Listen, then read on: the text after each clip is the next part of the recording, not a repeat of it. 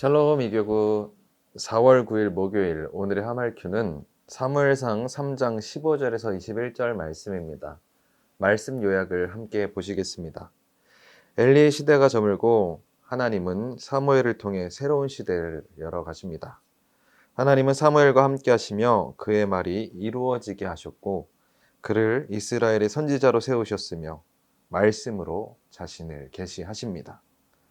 하나님은 하나님의 질서를 존중하고 하나님을 향한 마음으로 살아가는 사람에게 함께 하시는 은혜와 세우시는 은혜 그리고 계시하는 은혜를 더하여 주십니다. 오늘은 사무엘에게 임한 은혜라는 제목으로 말씀을 보겠습니다. 본문은 엘리의 시대가 저물고 하나님께서 사무엘을 통해 새로운 시대를 여시는 장면을 보여줍니다. 하나님은 한 가문을 통해 일하기도 하시지만 신앙이 이어지지 않고 하나님의 뜻을 이루지 않을 때 그 가문을 폐하시고 새로운 사람을 세워 하나님의 역사를 이어가십니다.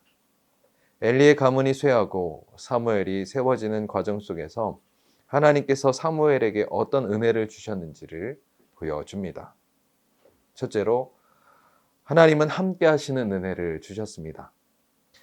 사무엘이 자라갈 때 하나님께서는 그와 함께 하셨습니다.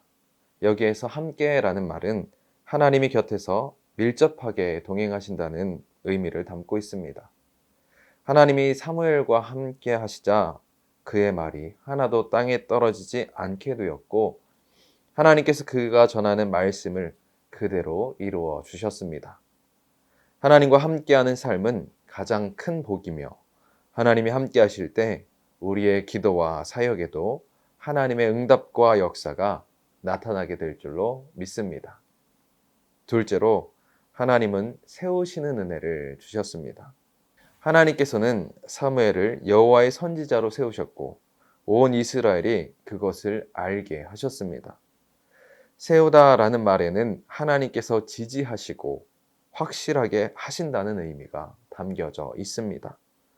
사람의 힘이 아니라 하나님께서 친히 사무엘을 선지자로 세우셨고 그 사실이 단에서 브엘세바까지 온 이스라엘에게 알려지게 하셨습니다. 하나님께서 세우신 사람은 하나님께서 친히 지지하시고 사용하실 줄로 믿습니다. 셋째로 하나님은 계시하는 은혜를 주셨습니다.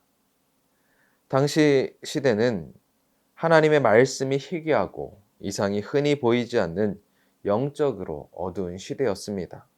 그러나 하나님은 실로에서 사무엘에게 다시 나타나셨습니다. 나타나다라는 말은 덮개를 벗기고 드러낸다는 의미로 하나님께서 자신을 드러내 보이셨다는 뜻입니다. 하나님은 아무리 영적으로 어두운 시대라 할지라도 하나님의 마음에 합한 사람에게는 말씀으로 자신을 계시해 주십니다.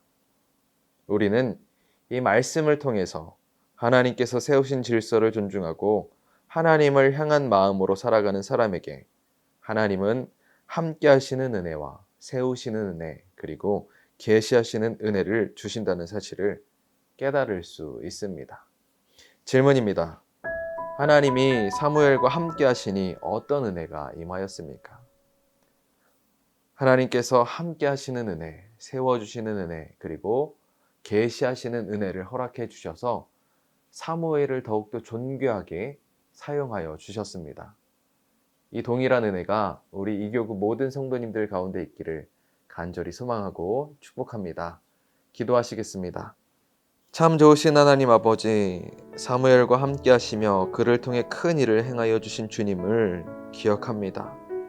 주님, 사무엘과 함께 하셨듯이 우리와도 함께하여 주시옵소서. 또한 영적으로 어두운 이 시대에 주님의 마음에 합한 믿음이 되게 하여 주시고 말씀을 통해 만나 주시고 계시해 주시는 주님을 경험하는 복된 삶이 될 수 있도록 인도하여 주시옵소서. 예수님의 이름으로 기도하옵나이다. 아멘. 오늘 하루도 이 말씀 가운데 우리에게 계시하시는 하나님의 은혜가 우리 이교구 모든 성도님들의 삶 가운데 가득하기를 간절히 소망합니다. 이교구 화이팅!